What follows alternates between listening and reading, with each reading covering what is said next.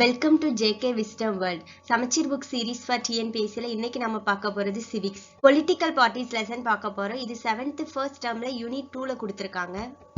Political party அரசியல் கட்சி. அரசியல் கட்சி அப்படின்னா என்னன்னா voluntary association of individuals with broad ideological identity who agree on some policies, formulate an agenda and program for the society.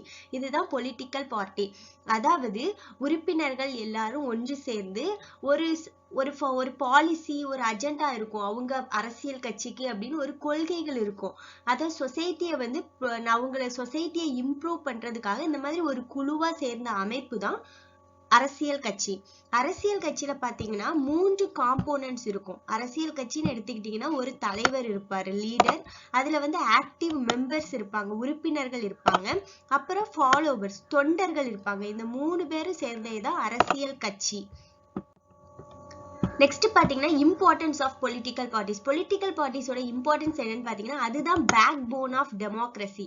அதாவது மக்களாட்சிக்கு ஒரு முதுகெலும்பா இருக்கிறதே அரசியல் கட்சிகள் தான். எப்படின்னு பாத்தீங்கன்னா இப்ப மக்கள் வந்து அரசியல் கட்சிகளுக்கு ஓட்டு போட்டு அவங்களதான் தன்னுடைய ரெப்ரசன்டேட்டிவா அவங்க வந்து சட்டமன்றத்துக்கோ இல்ல பாராளுமன்றத்துக்கோ அனுப்புறாங்க. So backbone of democracy பாத்தீங்கன்னா பொலிட்டிக்கல் பார்ட்டி தான். எல்லா பொலிட்டிக்கல் பார்ட்டிஸும் அந்த ஃபார்மல் அரேஞ்ச்மெண்ட் ஆஃப் கவர்மெண்ட்ல வர்றது இல்லை. இப்ப கவர்மெண்ட் அப்படின்னு பாத்தீங்கன்னா மெஜாரிட்டி பார்ட்டி தான் வரும். மெஜாரிட்டி பார்ட்டி அப்படின்னா என்ன அப்படிங்கறது நம்ம பின்னாடி பார்ப்போம். மெஜாரிட்டி பார்ட்டி தான் கவர்மெண்ட் ஃபார்ம் பண்ணும். மத்த பார்ட்டிஸ் எல்லாம் அந்த ஃபார்மல் கவர்மெண்ட்ல இருக்காது. பட் அந்த கவர்மெண்ட்டுக்கு இதெல்லாம் ரொம்ப இம்பார்ட்டன்ட், ஒரு எசென்ஷியல் எலமெண்டா இருக்காங்க. அவங்க ஒரு கவர்மெண்ட் ஃபார்ம் பண்ணணும் அப்படின்னா அதுக்கு முக்கியமா இருக்கிறது இந்த பொலிட்டிக்கல் பார்ட்டிஸ் தான்.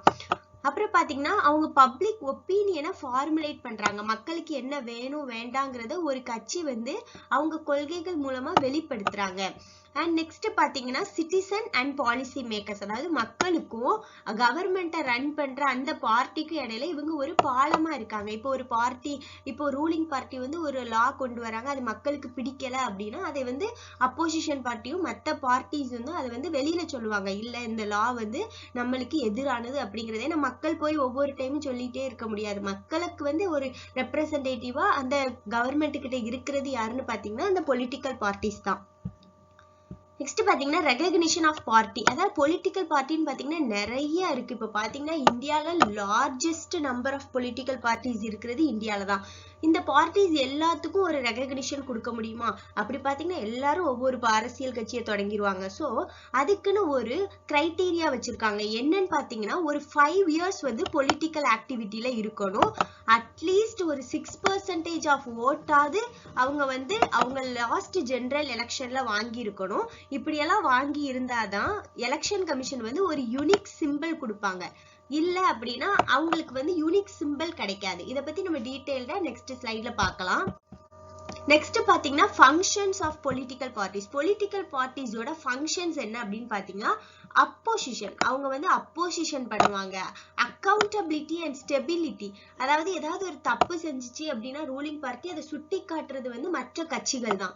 And select and nominate individuals to elected office. Elected ஆஃபீஸ்க்கு வந்து அவங்க வந்து இண்டிவிஜுவல்ஸ் செலக்ட். இப்போ ஒரு எலெக்ஷன் நடக்குன்னா ஒவ்வொரு பொலிட்டிக்கல் பார்ட்டில இருந்து ஒவ்வொரு ஆட்களை வந்து நாமினேட் பண்ணி அவங்கள எலெக்ஷன்ல நிறுத்துவாங்க. ஸோ எலெக்ஷன் அப்படிங்கிறதே பொலிட்டிக்கல் பார்ட்டிஸ் இல்லைன்னா இல்லை. அவங்க வந்து பொலிட்டிக்கல் கேம்பெயின் பண்ணுவாங்க, ரேலிஸ் பண்ணுவாங்க. மேனிஃபெஸ்டோ அப்படின்னா என்னன்னா தேர்தல் வாக்குறுதி. அதாவது தேர்தல் வாக்குறுதி அப்படின்னா என்னன்னா எலெக்ஷனுக்கு முன்கூட்டியே எலெக்ஷன் நடக்கிற டைம்ல அந்தந்த கட்சிகள் தங்களுடைய வாக்குறுதிகளை சொல்லுவாங்க. நாங்க வந்து ஆட்சிக்கு வந்தா இதை பண்ணுவோம் அதை பண்ணுவோம் அப்படின்னு சொல்றாங்கல்ல, அதுதான் மேனிஃபெஸ்டோ. அதை அனௌன்ஸ் பண்றது. அப்புறம் வந்து பாலிசிஸ் அண்ட் ப்ரோக்ராம்ஸ், மக்களுடைய வெல்ஃபேருக்காக நிறைய திட்டங்கள் கொள்கைகளை வகுக்கிறது. அண்ட் சொசைட்டியையும் ஸ்டேட்டையும் மக்களையும் கவர்மெண்ட்டையும் கனெக்ட் பண்றதே இந்த பொலிட்டிக்கல் பார்ட்டிஸ் தான். அப்புறம் வந்து மெம்பர்ஸ் யாரெல்லாம் எலெக்ட் ஆயிருக்காங்களோ எலெக்ஷன்ல நின்று வின் பண்ண எல்லாரையுமே கோஆர்டினேட் பண்றது, forms government and runs government, அப்புறம் டெவலப் பப்ளிக் பாலிசி. இது எல்லாமே பொலிட்டிக்கல் பார்ட்டிஸோட பணிகள், ஃபங்க்ஷன். நெக்ஸ்ட் பாத்தீங்கன்னா கேரக்டரிஸ்டிக்ஸ் ஆஃப் பொலிட்டிக்கல் பார்ட்டிஸ். ஒரு பொலிட்டிக்கல் பார்ட்டினா என்ன இருக்கணும் அப்படின்னு பாத்தீங்கன்னா ஒரு group of persons of common goal, ஒரு காமன் கோலோ அண்ட் ஷேர்டு வேல்யூவோட இருக்கணும். அரசியல் கட்சிகள் அப்படின்னா குரூப், அந்த உறுப்பினர்களுக்கு எல்லாமே ஒரு காமனான ஒரு கோல் இருக்கணும். அப்புறம் அவங்களுக்குன்னு ஒரு ஓன் ஐடியாலஜி அண்ட் ப்ரோக்ராம் இருக்கணும். அண்ட் அவங்க வந்து பவரை வந்து ஒன்லி கான்ஸ்டிடியூஷனல் மீன்ஸ்ல தான் அவங்க பவரை கேப்சர் பண்ணும். அதாவது அரசியல் விதி, அதாவது அரசியலமைப்புக்கு உட்பட்டு தான் அவங்க வந்து பவர் கேப்சர் பண்ணும். அதாவது எலெக்ஷன்ல நின்று வின் பண்ணி தான் அவங்க ஒரு ரூலிங் பார்ட்டி ஆக முடியும். ஸோ நெக்ஸ்ட் பாத்தீங்கன்னா அவங்க நேஷனல் இன்ட்ரெஸ்ட் அண்ட் நேஷனல் வெல்ஃபேரை வந்து ப்ரொமோட் பண்ணணும். அப்புறம் நெக்ஸ்ட் பார்த்தீங்கன்னா பார்ட்டி மேனிஃபெஸ்டோ. நான் ஆல்ரெடி சொன்னேன் மேனிஃபெஸ்டோ அப்படின்னா என்ன, தேர்தல் வாக்குறுதிகள். அதாவது எலெக்ஷனுக்கு முன்னாடி அவங்க வந்து அந்த கேம்பெயின் பண்ணச்சுல அவங்க இதெல்லாம் நாங்க ஓட் பண்ணி நாங்க பவருக்கு வந்தோம்னா இதெல்லாம் செய்வோம், இந்த ப்ரோக்ராம்ஸ் அண்ட் பாலிசிஸ் நாங்க செய்வோம் அப்படின்னு ஒரு வாக்குறுதி கொடுப்பாங்க. அதுதான் பார்ட்டி மேனிஃபெஸ்டோ. நெக்ஸ்ட் பாத்தீங்கன்னா பார்ட்டி சிஸ்டம்லயே 3 டைப் ஆஃப் பார்ட்டி சிஸ்டம் இருக்கு. அதாவது ஒவ்வொரு இடத்துல ஒவ்வொரு மாதிரியான பார்ட்டி சிஸ்டம் இருக்கு. அது என்னெல்லாம் பாத்தீங்கன்னா single party system, bi party system, multi party system. Single party system அப்படின்னா என்னன்னா ஒரே ஒரு பொலிட்டிக்கல் பார்ட்டி தான் அந்த நாட்டுல இருக்கும். அந்த பொலிட்டிக்கல் பார்ட்டி தான் கவர்மெண்ட் ஃபார்ம் பண்ணும். அங்க வந்து எந்த ஒரு போட்டியும் இருக்காது. அந்த மாதிரி எங்க இருக்குன்னு பாத்தீங்கன்னா கம்யூனிஸ்ட் கண்ட்ரீஸ்ல இருக்கும். இந்த கம்யூனிஸ்ட் நாடுகள்ல இருக்கும். எங்கெல்லாம் சைனா, நார்த் கொரியா, கியூபா, இங்க எல்லாம் சிங்கிள் பார்ட்டி சிஸ்டம் இருக்கு. அதாவது ஒரே ஒரு பொலிட்டிக்கல் பார்ட்டி தான் இருக்கும். அதே பை பார்ட்டி சிஸ்டம் அப்படின்னு பாத்தீங்கன்னா 2 பார்ட்டிஸ் தான் இருக்கும். ரெண்டு பை அப்படின்னா ரெண்டு அரசியல் கட்சி தான் இருக்கும். அந்த ரெண்டுமே மாத்தி மாத்தி அவங்களுக்குள்ளேயே பவர் ஷேரிங் பண்ணிக்கிடுவாங்க. அதாவது ஒன்னு ரூலிங் பார்ட்டியா இருக்கும், இன்னொன்னு அப்போசிஷன் பார்ட்டியா இருக்கும். இது எங்கெல்லாம் இருக்குன்னு பாத்தீங்கன்னா யூகே அண்ட் யூஎஸ்ஏ. அதாவது யூகேனா யுனைடெட் கிங்டம். யுனைடெட் கிங்டம்ல 2 பார்ட்டி இருக்கு. ஒன்னு லேபர் பார்ட்டி, இன்னொன்னு வந்து கன்சர்வேட்டிவ் பார்ட்டி. நம்ம வந்து ஹிஸ்டரியில எல்லாம் பார்ப்போம், லேபர் பார்ட்டி வந்ததுக்கு அப்புறம் தான் நம்ம இந்தியாவுக்கு வந்து இண்டிபெண்டன்ஸ் கொடுப்போம் அப்படின்னு டிசைட் பண்ணுவாங்க. அண்ட் யூஎஸ்ஏ பாத்தீங்கன்னா ரிபப்ளிகன் பார்ட்டி, டெமோக்ராட்டிக் பார்ட்டி, இந்த மாதிரி 2 பார்ட்டிஸ் இருக்கு. இது வந்து பை பார்ட்டி சிஸ்டம். நெக்ஸ்ட் பாத்தீங்கன்னா multi party system. Multi party system அப்படின்னா 3 அல்லது அதற்கு மேற்பட்ட கட்சிகள் இருக்கும். நிறைய கட்சிகள் இருக்கும். இப்ப நம்ம இந்தியால பாத்தீங்களா நிறைய கட்சிகள் இருக்கு. சோ இது எக்ஸிஸ்டட் இன் இந்தியால இருக்கு. அப்புறம் பாத்தீங்கன்னா பிரான்ஸ், ஸ்வீடன், நார்வே, இங்க எல்லாமே மல்டி பார்ட்டி சிஸ்டம் இருக்கு. இந்தியாவை பொறுத்த வரைக்கும் பார்ட்டி சிஸ்டம் மல்டி பார்ட்டி சிஸ்டம்னு பார்த்துட்டோம். இந்தியா தான் largest number of political parties in the world. வேர்ல்டுலயே அதிகப்படியான பொலிட்டிக்கல் பார்ட்டிஸ் இருக்கிறது இந்தியால தான். இந்தியால வந்து 3 விதமான பொலிட்டிக்கல் பார்ட்டிஸ் இருக்கு. அது என்னன்னு பாத்தீங்கன்னா ஒன்னு நேஷனல் பார்ட்டி, இன்னொன்னு ரீஜனல் பார்ட்டி, மூன்றாவது ரிஜிஸ்டர்ட் பட் அன்ரெகனைஸ்டு பார்ட்டிஸ், அதாவது இண்டிபெண்டன்ட் கேண்டிடேட்ஸ். இந்த எல்லா பார்ட்டிஸ், அதாவது ஒரு கட்சி தொடங்குறீங்க அப்படின்னா அதை முதல்ல எலெக்ஷன் கமிஷன் கிட்ட அதை ரிஜிஸ்டர் பண்ணணும். இந்த எலெக்ஷன் கமிஷன் என்னன்னு பாத்தீங்கன்னா ஒரு ஸ்டாச்சுட்டரி பாடி அப்படின்னு நம்மளுடைய ஸ்கூல் புக்ல கொடுத்திருக்காங்க. பட் ஆக்சுவலி எலெக்ஷன் கமிஷன் வந்து ஒரு கான்ஸ்டிடியூஷனல் பாடி. ஸ்டாச்சுட்டரி பாடி, கான்ஸ்டிடியூஷனல் பாடி அப்படின்னா என்னன்னா, ஸ்டாச்சுட்டரி பாடி அப்படின்னா ஒரு லா போட்டு ஒரு சட்டத்தின் மூலமாக ஒரு அமைப்பை உருவாக்கி இருக்காங்க அப்படின்னா அது ஸ்டாச்சுட்டரி பாடி. அதே அரசியலமைப்பின்படியே ஒரு அமைப்பு உருவாக்கப்பட்டிருக்கிறது அப்படின்னு பாத்தீங்கன்னா அது வந்து கான்ஸ்டிடியூஷனல் பாடி. எலெக்ஷன் கமிஷன் வந்து ஆர்டிகிள் 324ல நம்ம கான்ஸ்டிடியூஷன்ல கொடுத்திருக்காங்க. சோ அது வந்து ஒரு கான்ஸ்டிடியூஷனல் பாடி. அங்க ஸ்டாச்சுட்டரி பாடி அப்படின்னு ஸ்கூல் புக்ல கொடுத்திருக்கனால இதை நான் போட்டிருக்கேன். But actually election commission is a constitutional body and அது வந்து ஒரு ஆட்டோனமஸ் பாடி. இதுதான் நம்ம இந்தியால எலெக்ஷனை கண்டக்ட் பண்றாங்க. இதோட ஹெட் குவார்டர்ஸ் எங்க இருக்குன்னு பாத்தீங்கன்னா நியூ டெல்லியில இருக்கு. நெக்ஸ்ட் பாத்தீங்கன்னா how to form a political party. இப்போ உங்க யாருக்காவது ஒரு அரசியல் கட்சி தொடங்கணும் அப்படின்னு ஒரு ஆர்வம் இருந்ததுன்னா நீங்க முதல்ல என்னென்ன பண்ணணும், அதுக்குரிய கிரைட்டீரியா என்ன அப்படின்னு பாத்தீங்கன்னா ஃபர்ஸ்ட் நீங்க உங்க அரசியல் கட்சியை வந்து எலெக்ஷன் கமிஷன் கிட்ட ரிஜிஸ்டர் பண்ணணும். அட்லீஸ்ட் உங்க கூட ஒரு 100 பேராவது இருக்கணும். அண்ட் அந்த 100 பேருக்கும் ஓட்டிங் கார்டு இருக்கணும், ஓட்டர் ஐடி இருக்கணும். அண்ட் உங்களுடைய கட்சிக்குன்னு நீங்க ஒரு பார்ட்டி கான்ஸ்டிடியூஷன் ஒன்னு எழுதி இருக்கணும். இது எல்லாம் தான் ஒரு பொலிட்டிக்கல் பார்ட்டி ஃபார்ம் பண்ணணும் அப்படின்னா அதற்குரிய கிரைட்டீரியா. இப்போ நீங்க பொலிட்டிக்கல் பார்ட்டி ஒன்னு ரிஜிஸ்டர் பண்ணிட்டீங்க, உங்ககிட்ட 100 மெம்பர்ஸ் இருக்காங்க, ஓட்டிங் கார்டு இருக்கு, பார்ட்டி கான்ஸ்டிடியூஷன் இருக்கு, எல்லாமே இருக்கு. பட் ரிஜிஸ்டர் தான் பண்ணிருக்காங்க. You are an registered party.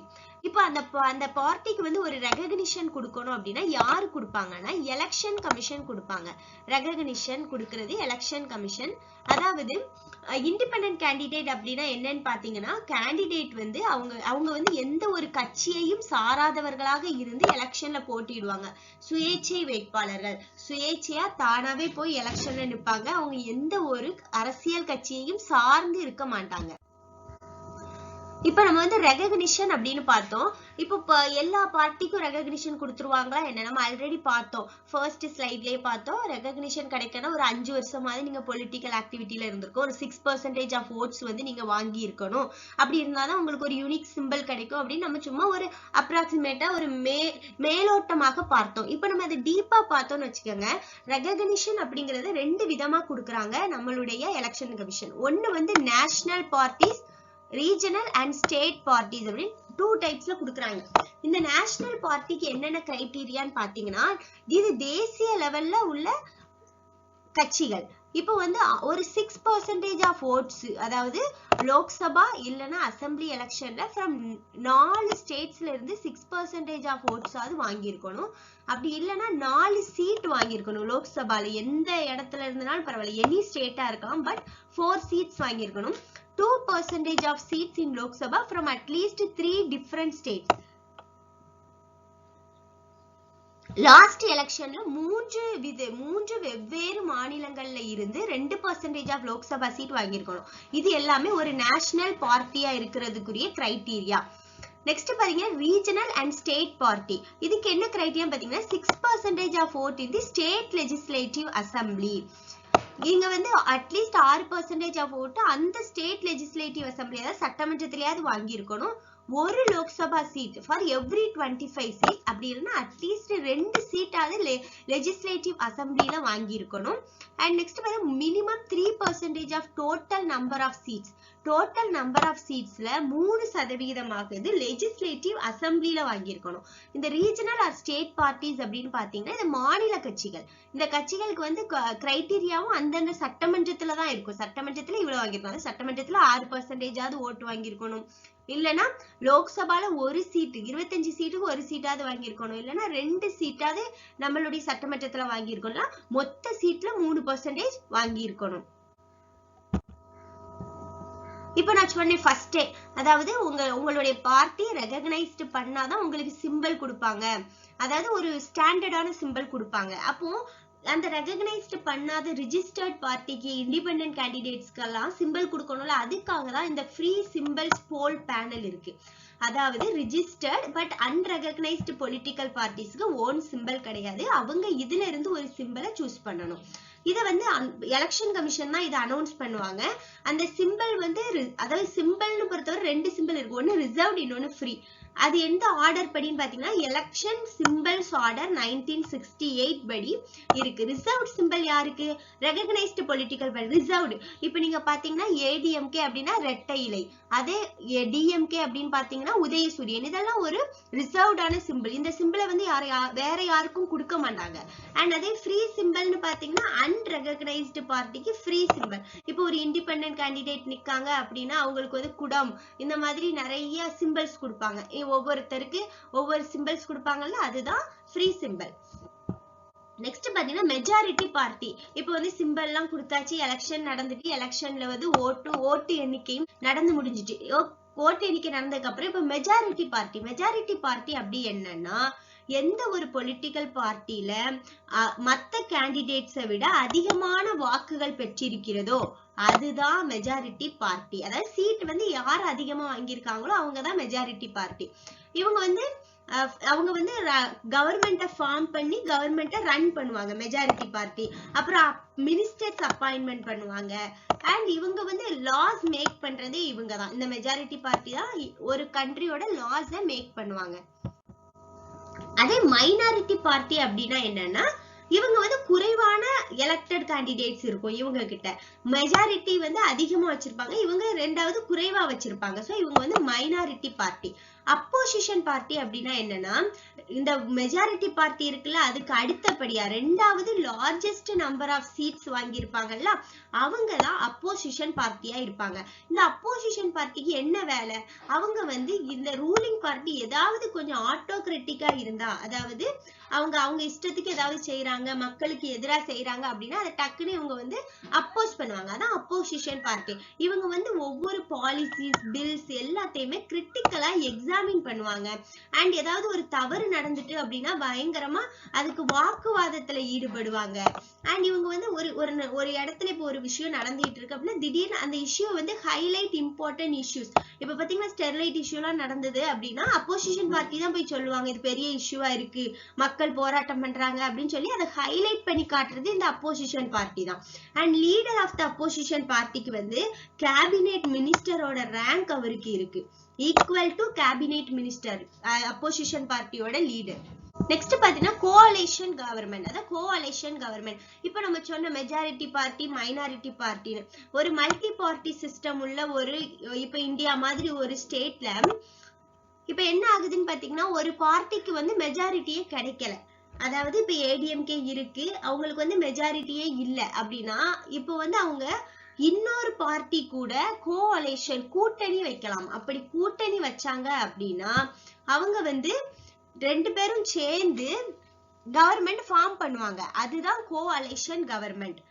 And electoral symbols and its importance. Electoral symbols பத்தி நம்ம பார்த்தோம். ஃப்ரீ சிம்பிள், ரிசர்வ் சிம்பிள் இருக்குன்னு பார்த்தோம். அதாவது ஒரு ஸ்டாண்டர்டைஸான சிம்பிள் வந்து பொலிட்டிக்கல் பார்ட்டிக்கு அலோகேட் பண்ணுவாங்க.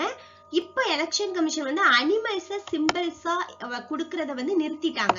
ஒரே ஒரு 2 எக்ஸெப்ஷன் இருக்கு. என்னன்னு பாத்தீங்கன்னா லயன் அண்ட் எலிஃபென்ட், இது மட்டும் தான் இப்போதைக்கு குடுக்கறாங்க, மத்த எதையுமே அவங்க குடுக்கறது இல்ல. இந்த மாதிரி சிம்பிள் வந்து நேஷனலி ரெகக்னைஸ்டு பார்ட்டிக்கு வந்து எப்பவுமே ஸ்டாண்டர்டா இருக்கும் அப்படின்னு நம்ம பார்த்தோம். அந்த சிம்பிள் வந்து வேற யாருக்கும் அலோகேட்டே பண்ண மாட்டாங்க. இப்போ வந்து பிஜேபிக்கு வந்து தாமரை சின்னம் இருக்கு அப்படின்னு பாத்தீங்கன்னா தாமரை சின்னம் வேற யாருக்குமே கொடுக்க மாட்டாங்க. அதே ஒரு ஸ்டேட் பார்ட்டின்னு வச்சுக்கோங்க, ஸ்டேட் பார்ட்டிக்கு ஒரு சர்டைன் சிம்பிள் இருக்கு. இப்போ ஏடிஎம்கேக்கு ரெட்டலை இருக்குன்னு வச்சுக்கோங்க. இந்த ரெட்டலைய இங்க தமிழ்நாட்டுக்குள்ள வேற எந்த பார்ட்டிக்கும் கொடுக்க மாட்டாங்களே தவிர மத்த ஸ்டேட்ல வேற எதுவும் ஒரு இப்ப கேரளால ஒரு பார்ட்டிக்கு ரெட்டலையே கொடுக்கலாம், அது ஒன்னும் ப்ராப்ளம் இல்லை. ஆனா நேஷனல் பார்ட்டியா இருக்கு, நேஷனல் லெவல்ல இருக்கிற ஒரு சிம்பிள் பார்ட்டிக்கு வந்து இந்த மாதிரி ரிஜிஸ்டர் அவங்களுடைய சிம்பிளை வந்து வேற யாருக்கும் கொடுக்க மாட்டாங்க. இப்ப எக்ஸாம்பிள் பாத்தீங்கன்னா இந்த சிவசேனா, மகாராஷ்டிரா இருக்கிற சிவசேனா, ஜார்க்கண்ட்ல முக்தி மோர்ச்சா, இந்த 2 பொலிட்டிக்கல் பார்ட்டியுமே வேற வேற ஸ்டேட், ஒன்னு மகாராஷ்டிரா இன்னொன்னு ஜார்க்கண்ட். இவங்க 2 பேருக்குமே ஒரே சிம்பிள் தான், என்னன்னா பவ் அண்ட் ஆரோ தான் அவங்களுடைய சிம்பிள். இந்த மாதிரி கொடுப்பாங்க. அதே ஒரு இப்போ நேஷனல் பார்ட்டியா இருந்தா கொடுக்க மாட்டாங்க. இப்ப நேஷனல் பார்ட்டி ரீஜனல் பார்ட்டி நம்ம பாத்துக்கிட்டே இருக்கோம். அதாவது தேசிய கட்சி மாநில கட்சி ரெண்டுக்கும் என்ன வித்தியாசம்? நேஷனல் பார்ட்டி நம்ம சொல்லச்சிலே தெரியும், தேசிய கட்சி அப்படின்னா இந்தியா முழுக்க அவங்க எலெக்ஷன்ல பார்ட்டிசிபேட் பண்ணுவாங்க. அதே ஒரு மாநில கட்சி அப்படின்னா அவங்க ஸ்டேட்டுக்கு உள்ள மட்டும்தான் அவங்க வந்து பார்ட்டிசிபேட் பண்ணுவாங்க. அண்ட் இந்த நேஷனல் பார்ட்டி 4 ஸ்டேட்ஸ்லயாவது அவங்க கட்டாயம் ஒரு ஸ்ட்ராங்கா இருக்கணும். அண்ட் ஒரே ரீஜனல் பார்ட்டி அப்படின்னா அவங்க 1 or 2 ஸ்டேட்ல ஸ்ட்ராங்கா இருந்தாலே போதும், அவங்க வந்து ஸ்டேட் பார்ட்டி. அண்ட் இந்த நேஷனல் பார்ட்டிக்கு நான் சொன்ன மாதிரி ஒரு எக்ஸ்க்ளூசிவ் சிம்பிள் இருக்கும் த்ரூ அவுட் த கண்ட்ரி. அதே ரீஜனல் அண்ட் ஸ்டேட் பார்ட்டிக்கு வந்து எப்படின்னா அவங்க வந்து சிம்பிள் வந்து அவங்க ரெகக்னைஸ்டா இருந்தா ரிசர்வ் பண்ணிருப்பாங்க. ஆனா அந்த சிம்பிள் வந்து வேற ஒரு ஸ்டேட்ல வேற ஒரு பார்ட்டிஸ்க்கு அதை யூஸ் பண்ணலாம். அண்ட் நேஷனல் பார்ட்டின்னு பாத்தீங்கன்னா அவங்க ஸ்டேட், நேஷனல், இன்டர்நேஷனல் லெவல்ல இஷ்யூஸ் எல்லாத்தையுமே அவங்க பார்ப்பாங்க. பட் இப்போ ஸ்டேட் பார்ட்டின்னு பாத்தீங்கன்னா அவங்க ஒன்லி அந்த ரீஜனல் லெவல், அவங்க மாநிலத்துல என்ன பிரச்சனை, மாநிலத்துல மக்களுக்கு என்னது தேவை, அதை மட்டும்தான் பார்ப்பாங்க. இந்த வீடியோ லெசன் பார்த்து முடிச்சதும் நீங்க இந்த லெசனுடைய புக் பேக் கொஸ்டின்ஸை சால்வ் பண்ணி பாருங்க. எங்களுடைய டெலிகிராம் சேனல்ல நாங்க இந்த லெசன் முடிச்சவிடும் இந்த லெசனுடைய குயிஸ் கண்டக்ட் பண்ணுவோம். அண்ட் நெக்ஸ்ட் பாத்தீங்கன்னா புக் பேக் கொஸ்டினை நாங்களே எக்ஸ்ட்ராக்ட் பண்ணி எங்களுடைய டெலிகிராம் சேனல்ல போஸ்ட் பண்ணுவோம். நீங்க எங்களுடைய டெலிகிராம் அண்ட் இன்ஸ்டாகிராம் ஃபாலோ பண்ணணும்னு நினைச்சீங்கன்னா டிஸ்கிரிப்ஷன் பாக்ஸ்ல லிங்க் கொடுத்துருக்கோம், நீங்க ஃபாலோ பண்ணலாம். Thank you for watching this video. If you like the video, please share and subscribe.